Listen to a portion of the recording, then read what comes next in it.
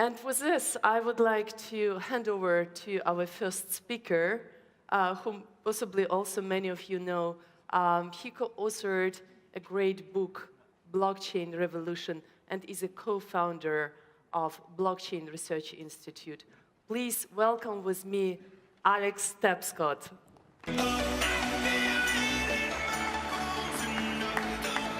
Thank you very much. Well, thank you very much for that warm introduction, and thank you all for being here today. This is a very exciting time in human history, and that's because the technology that's likely to have the greatest impact on the economy, on government, and on society has arrived. But it's not autonomous vehicles or AI or biotechnology. It's actually the technology behind cryptocurrencies like Bitcoin, and it's called the blockchain. This is the most important innovation in a generation and represents nothing short of the second era of the internet. Let me explain what I mean by that. So when you use the internet today to send and move and share information, you're not actually sending an original, unique thing. You're sending a copy, and you're retaining an original. Now, for most kinds of information, that's okay. In fact, for many kinds of information, it's a huge asset. It means I can send the same email to 1,000 different people. It means I can host a website and anybody can access it. It means I can type an entry into Wikipedia and it's available for all to see. So it's kind of like I have my own printing press for information. And it's had a very powerful democratizing effect on how we share and access and how we communicate. Except when it comes to things that have value, like, say, money, being able to send a copy is actually a terrible idea. So, ma'am, if I owe you $20 for something and I send it to you, it's very important that when you receive it, you know I don't still have a copy. Because if I had a copy of that money and I could copy it over and over again, then the money would be worthless. So it's great to have a printing press for information. It's not so great to have a printing press for assets or for money. And this is something that cryptographers call the double spend problem, and it's been an issue for a very long time. And because it's been a difficult problem to solve, even though the first era of the internet created tons of value, a lot of it was captured asymmetrically by middlemen, intermediaries, who we still rely on for a whole bunch of important things. So these intermediaries are familiar to many, of course. You got banks, you got brokers, you got other financial intermediaries, but you also have governments and increasingly digital conglomerates and big social media companies like Facebook. And these companies and intermediaries do a pretty good job, but they have some specific limitations. They're centralized, which makes them vulnerable to hacking or to attack. They add time and they add cost to business transactions. You know, sending money overseas takes 3 to 4 days and costs 10% on average. They exclude big parts of the population. There are about 1.5 billion people in the world who don't have access to financial services. And they capture data about us, which is problematic because it means we can't use that data to organize our life. We can't monetize it. It's worth something. And it could be used against us in some way. So even though the internet has created all this value, intermediaries have still captured, I think, a disproportionate amount, or perhaps an unfair amount. So what if the internet were entering a second era? From an internet of information to an internet of value, powered by blockchain and cryptocurrencies. And on this internet of value, not just information like emails and PDFs and things like that, but assets, money, stocks, bonds, identities, votes could be moved, stored, and managed securely and peer-to-peer, and where trust was not established by a third-party intermediary, but through a combination of collaboration, consensus, and clever code. So you have to ask yourself, how much would that kind of technology be worth to the global economy? The internet, the first era of the internet, by some estimates, is worth trillions of dollars.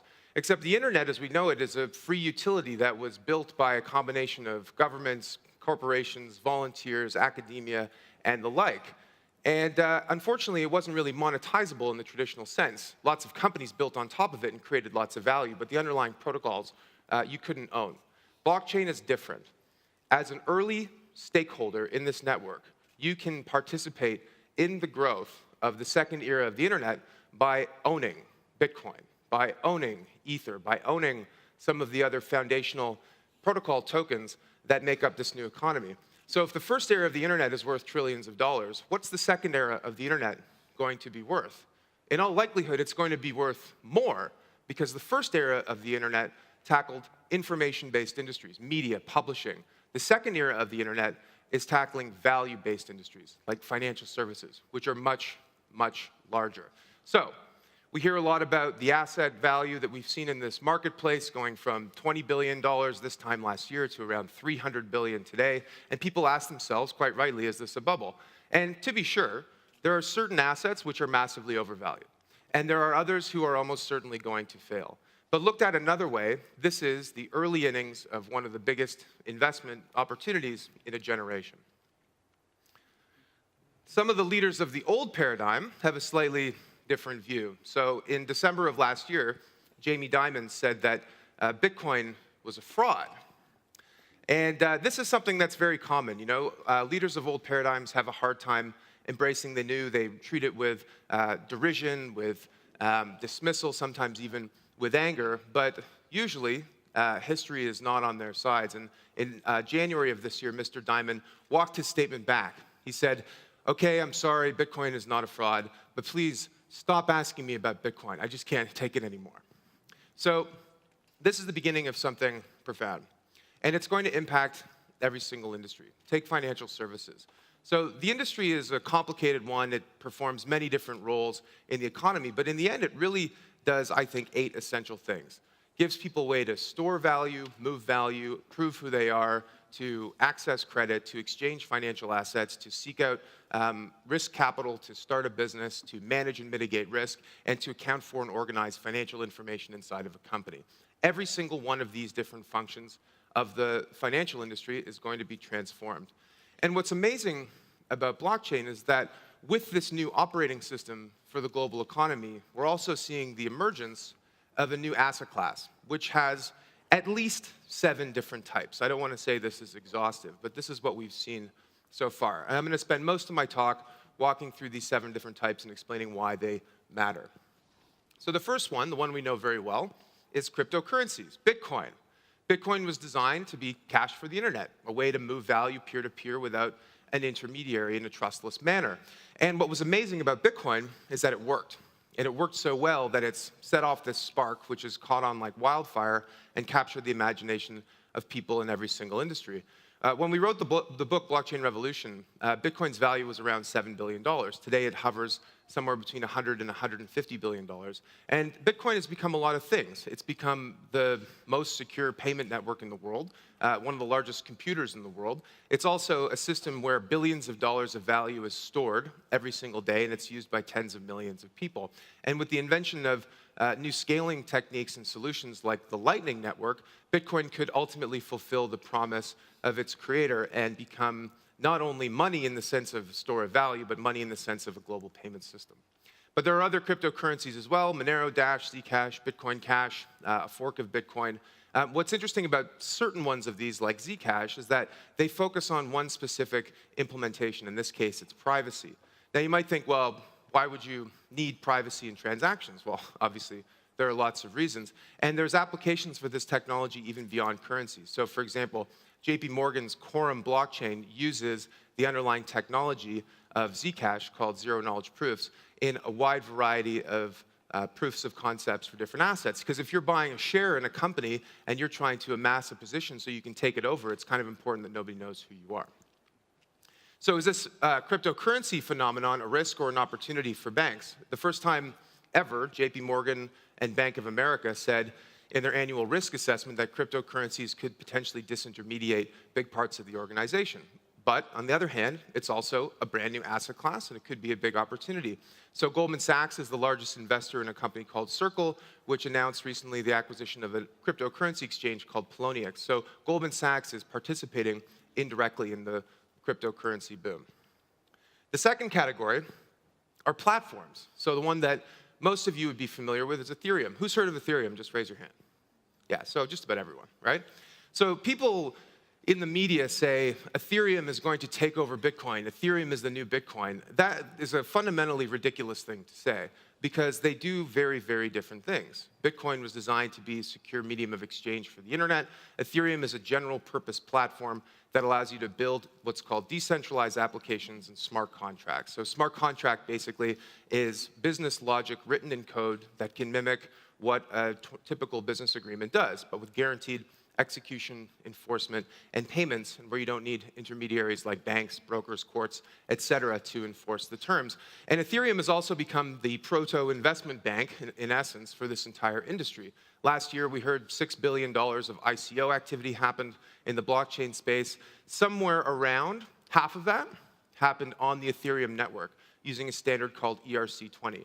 So hundreds of new applications, new companies, new projects are built on Ethereum, which gives it very powerful network effects. And you can think of Ethereum, the network, kind of like the grid of the city of Zurich. And the application that runs on the network is kind of like the car. Ether, the token, is the fuel or gas in crypto language that powers the application along the grid. So the more applications that get built, the more users they drive, the more transaction volume they create, the more demand there is for an underlying token whose supply and quantity and rate of growth is known and fixed over time. So as a result, if you think all these applications will get built on Ethereum, then demand for Ether obviously is going to go up. But Ether is not the only one. Since it came out, dozens of new protocols, platforms have emerged that try to challenge it in certain ways. And these so-called third-generation blockchains basically try to solve for a few different things, right? The first one is scalability. Right now, if you wanted to run the NASDAQ on the Ethereum network, you couldn't do it. There's not enough network capacity to manage that many transactions. That doesn't mean it won't happen. In 1993, you couldn't run Netflix on the internet. You couldn't even download a web page. But of course, technology self-improves, and eventually it was able to do that. Still, these new platforms are focused on scalability. Interoperability. We can't have hundreds of blockchains that can't talk to each other. Otherwise, what's the point? So that's very important. Customization, smart contract capability, being multi-asset and multi-industry in function. And interestingly enough, being public, but with the ability to do private implementations. There are lots of legitimate enterprise and non-enterprise use cases where a private off-chain or side-chain transaction might make sense. So if you look at the market today, roughly a third of the value of all crypto assets fit into this category called platforms. The third one, utility tokens. So the utility tokens are native blockchain assets that operate within an application ecosystem. And there are lots of different kinds of utility tokens. So Golem, the second one to the right there, is a distributed computing network, which basically wants to marshal the resources of all of our devices to compute instead of having to use Amazon. Its token is a native payment system inside of the application. Augur is a prediction market, so you can bet or wager on the outcome of future events. And owning Augur allows you to act basically as what's called an oracle. So Augur's token isn't so much like a security, it's actually more like a seat on the stock exchange. It's a place at the table that allows you to earn value by being part of an application ecosystem. And if you look at 2017, the vast majority of ICOs that happened were for so-called utility tokens. And there are lots of very legitimate use cases for utility tokens. However, I'm very skeptical that all of the tokens that were launched last year were utility tokens. In fact, I think many of the projects that launched had no legitimate use case for their token, which is actually not necessarily a bad thing, but what they should have done is just issued equity on the blockchain. And that leads me to the next category. Before I do, this uncertainty that's been created in the regulatory world is creating a shift from ICOs to other kinds of token offerings. Now, last year at the peak of the craze, we saw countries in China and Korea and elsewhere really clamping down on this. Since then, Korea and Japan have loosened up quite a bit, and we've actually seen a lot of progress from regulators in the United States and elsewhere. Still, what happens with technology is that the technology races ahead. And when the technology races ahead, the regulations lag behind. And that gap creates uncertainty. And that uncertainty creates volatility, where people don't know what the rules of the road are, and they're trying their best to figure it out. So we need to create a system where the rules and the technology, if not in harmony, are at least generally in sync. And this leads me to the next category, which are security tokens.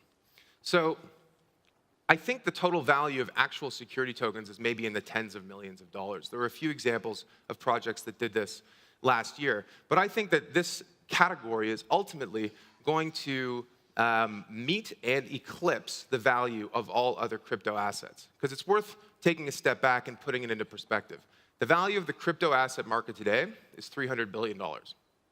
The value of the global equity market is $110 trillion. The notional value of derivatives outstanding is over $650 trillion. And there's no reason why other kinds of assets shouldn't be native digital assets that clear, settle, move, store, manage across blockchains. Now, this is particularly true where there's no underlying physical asset. So a stock or a bond. A stock is really just a contract that entitles you to a fractional share of a common enterprise and a share of that company's earnings or cash flow in the form of dividends or what have you. So all of that is a contract. So all of that business logic can be collapsed into a token. You don't need clearinghouses and exchanges and brokers and cages and agents and all the other third parties that go into moving shares between people. You know, the time it takes to make a stock transaction on most markets is still T+2 or T+3, meaning 2 or 3 days, when it should be 2 or 3 seconds. So I think that the next couple of years, it's not unreasonable to assume that trillions of dollars of new securities will be listed on the blockchain. Beyond that are tokens that are backed by physical assets in the real world. Now, these are a bit more complicated because we can't just put it all on the blockchain. In the end, someone still needs to take physical delivery of an asset, like, say, gold or silver or oil or natural gas or timber or any other commodity. But we can take the clearing and settling and the processing and turn it into a peer-to-peer transaction. Now, what's really exciting about natural asset tokens aren't established markets like gold and oil, but what I call frontier markets, like air or water or carbon. So there's a theory in economics called the tragedy of the commons, where there's an asset that sits in the commons and nobody owns it. And all the people in the commons use it and ultimately exploit it. And the outcome of that are negative externalities that are borne by society. So we all experience it. A great example of this is carbon, right? There's carbon in the ground, there's carbon in the air, we burn it, we use it, and the cost isn't borne by the company that burns it, it's borne by the planet, and it's borne by society. Could we create marketplaces for carbon, for example, where it's not just governments and big companies that get to benefit from reducing their footprint? Could it also be that individuals get to benefit as well? So you go to the store and you make a purchase and it's carbon neutral. Why can't the store reward you as a loyalty point scheme with a carbon neutral credit? So all of a sudden we can empower individuals to get financially compensated for reducing their impact on the planet. That is a huge shift that I think could make an enormous difference for the world. My favorite category are crypto collectibles. So who here has a crypto kitty? Raise your hand. That's pretty good, actually. So CryptoKitties, it's amazing, amazing distributed application, one of the most successful ever on Ethereum, where you can purchase a unique collectible digital asset that is not fungible and not replicable. So there can only be one version of a CryptoKitty. And at the peak of the market mania in December, a CryptoKitty sold for its equivalent Ether value of over $100,000. And peaked in January at around $250,000. And this became very personal for me when a good friend of mine told me that he was getting very serious with his girlfriend. And I asked him, how serious? And he said, well, we're thinking of breeding our CryptoKitties together to create a crypto baby. So I guess that's a new spin on let's get a dog, right? So Elon Musk says silly and fun things are important, and the same thing is true for this. What CryptoKitties demonstrates is that you can actually have unique digital assets, and there are tons of different kinds of unique digital assets, not just CryptoKitties.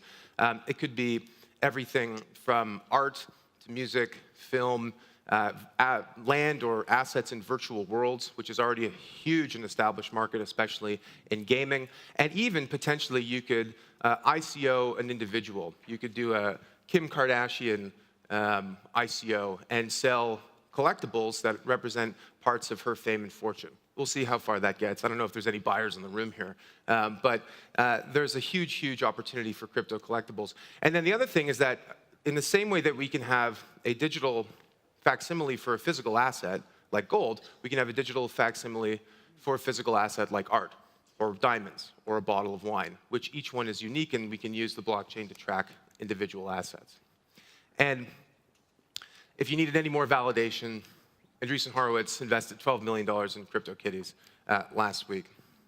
The final category are crypto fiat currencies and stable coins. So we heard a little bit about crypto fiat currencies. Basically, the argument goes like this. Bitcoin is too volatile to be used as a medium of exchange. Merchants won't accept it, landlords won't accept it, so we need something that's more stable. There are two ways of doing this. One is for a government to basically issue its own currency on the blockchain, create a crypto fiat. Another is via this system called a stable coin, which basically tries to manage the price within a certain band, either because it's pegged to an asset in the real world, like gold or dollars, or through sort of a dynamic supply system. And stablecoins have become increasingly popular, but they've also attracted a lot of heat. It's sort of odd, like if you want to have the equivalent of a fiat currency, why would you trust a small corporation to issue it? Why wouldn't you just trust the government? You may trust Bitcoin more than you trust fiat, but you're probably going to trust fiat more than some little stablecoin that's being issued by some company, right? So a lot of people figured, well, it's going to be the ECB, or it's going to be the Bank of England, or it's going to be the Fed that issues a crypto fiat currency. Wrong. Sorry to disappoint. The first crypto fiat currency, if you want to call it that, is this thing called the petro in Venezuela. Now, the petro has a few things that are going against it. It says that it's backed by oil in the ground. There's no evidence of that. They say it's decentralized. There's no evidence of that either. And there are lots of reasons to believe that it's a scheme by the country's oligarchs and politicians to enrich themselves. But what's interesting is that Venezuela, Iran, Russia, these are the countries that have talked about doing a crypto fiat currency. What do they all have in common? Well, they all have a lot of oil. They all are not in great standing with the United States, and they're all suffering from sanctions. So the Venezuelan government sees the crypto fiat petro as a way to circumvent sanctions. I don't know if it's going to succeed. I would probably bet against it. I certainly would encourage anybody to go near it. But what it demonstrates is that this can actually work. And if anything, it's a rallying cry for more responsible governments in parts of the world like Switzerland and Europe and the United States to get on top of this so that they too can lead in this new era. And yeah. And I always put a photo of Trump in my deck, especially in Europe, because it's a really, like, you know, you're a favorable audience for that kind of thing. So yeah, unsurprisingly, Trump banned it, which shows that even in the world of crypto, old rivalries and laws still apply. So that's 7 categories of crypto assets. And crypto assets are one component of the blockchain revolution. There are lots of other use cases that don't involve assets, but the technology that's driving these assets, I think, is the most exciting part. So I want to talk briefly about regulations. So just to be clear, regulators are not the enemy. Regulation is good, but the regulation needs to be done correctly.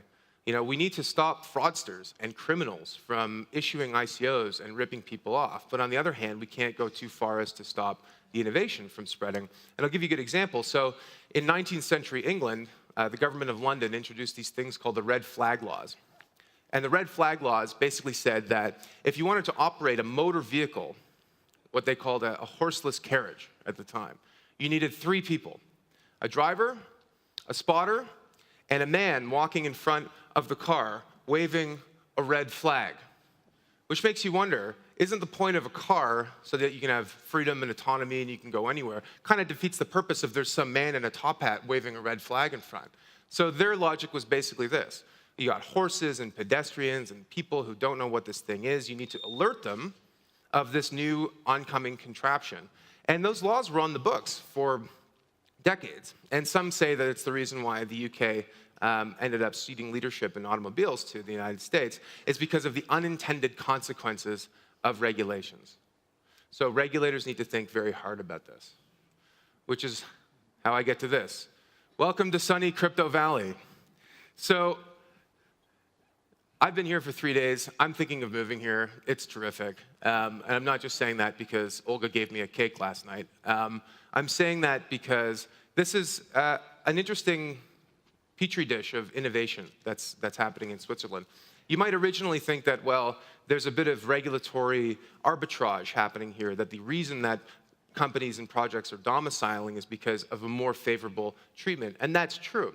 But what's happened over the past 3 years is actually quite remarkable. So the Crypto Valley Association has over 650 member companies. In the past 2 years, over 3,000 very good jobs have been created just in the cryptocurrency and blockchain industry, according to Lakeside Partners, and at least 1,000 of them are in Zug, a city with 20,000 people, which basically means that if you're having a coffee at a coffee shop, you've got a 5% chance of sitting next to someone who works in this industry, which is kind of amazing. So good regulations, smart regulations, can create the conditions to actually build real wealth and real value. And it's important because there's lots of different businesses here that blockchain can transform. Everything from financial services to manufacturing to the sharing economy to the energy industry and everything in between. And I wish I could go into more detail, but we're running out of time. So there's lots of reasons why this technology is important, ways in which it could change the world. There are also a lot of reasons why it might not reach its potential. So many that in the first edition of Blockchain Revolution, we dedicated a whole chapter to it. We said, showstoppers, reasons that blockchain might fail. And there are lots of reasons. Can the technology scale? How will it be governed? Will governments react positively or negatively? How will incumbents treat this new technology? Will they embrace it? Will they crush it? Will they co-opt it? Is blockchain a job killer? And of course, will distributed autonomous organizations gain sentience and enslave humanity and create Skynet, which, you know, is a possibility. At least I used to watch Terminator, was my favorite movie. So in a way, I kind of want that to happen in a really sick way. But anyway, you have to ask yourself, are these reasons that this technology is not worth our time, why it's not a good idea, or are they implementation challenges to be overcome? And I think in each example, they're an implementation challenge, and they can be overcome by leadership. And that means that leadership, as everyone here, is personal opportunity. So what can you do? The first thing is personal use. If you don't own any of this stuff, then you can't really be part of this conversation. And I don't mean like go blow your savings. I mean just go buy some Bitcoin, send it to a friend, get a feel for it. There's a couple of, Bill Barheit's talking here, Abra is like a piece of cake to use. Just use that to buy some Bitcoin. It'll take you no time at all. The second thing, education. The first thing you should do the moment you all leave here today is buy my book. No, the book has been out for almost 2 years. It still holds up okay, but in a lot of ways it's kind of become irrelevant, or obsolete, which is why we're releasing a new edition in June with 2 new chapters. So maybe hold off until then. No, educate yourself. Crypto Twitter is a highly informative and entertaining place to spend some time, wade through the waters. But get involved, educate yourself. Investment, developing strategies, and launching pilots. Investment, you can choose to be an investor in this industry or not in terms of the crypto assets, but invest time and energy and invest your focus in this. You know, you could be a business leader and you're trying to understand how this technology affects you. Launch a pilot, develop a strategy. And the most important thing is to start now. There's an old parable about the invention of chess, and it goes something like this. The king is so pleased with this amazing invention that he goes to the inventor, and he says, I will offer you anything in the kingdom, whatever your heart desires, as a reward. And the inventor says, Sire, you are so kind and generous. I am but a humble servant.